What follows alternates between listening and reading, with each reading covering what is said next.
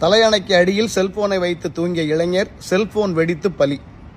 நெல்லை மாவட்டம் நாங்குநேரியில் தலகாணிக்கு அடியில் செல்போனை வச்சு தூங்கின இளைஞர் செல்போன் வெடித்து இறந்துருக்காரு. 26 வயசு தான் ஆகுது. நம்ம பலவிதமான விழிப்புணர்வுகள் கொடுக்குறோம். வண்டி ஓட்டும்போது செல்போன் பேசாதீங்க, சார்ஜ் போட்டுக்கிட்டே செல்போன் பேசாதீங்க, தலகாணிக்கு அடியில் செல்போனை வச்சுட்டு தூங்காதீங்க. இந்த மாதிரி பல விழிப்புணர்வுகள் கொடுத்தா கூட சாப்பிட்றப்போ செல்ஃபோனு, கக்கூஸ் போகிறப்போ செல்ஃபோனு, தலைமாட்டுக்கு அடியில் செல்ஃபோனு. இன்றைக்கி அந்த இளைஞரோட குடும்பத்தை யார் காப்பாற்றுறது சொல்லுங்கள்? அதாவது யாராவது ஒருத்தருக்கு படும்போது நமக்கு கொஞ்சம் வலிக்கும், ஆனால் மறுநாள் இதை மறந்துடுறோம். அதனால் தயவு செய்து மேல் பாக்கெட்டில் செல்ஃபோன் வைக்காதீங்க, தலைமாட்டுக்கல்ல கண்டிப்பாக வைக்காதீங்க. இன்றைக்கி நம்மளில் பல பேர் கட்டின பொண்டாட்டியை கூட கட்டி பிடிச்சி தூங்குறது கிடையாது, ஆனால் செல்ஃபோனை கட்டி பிடிச்சி தான் தூங்குறாங்க. இது எவ்வளோ பெரிய ஆபத்தை விளைவிக்கும் அப்படின்னு நம்ம பலமுறை சொல்லியிருக்கோம், யாரும் கேட்குறதில்ல.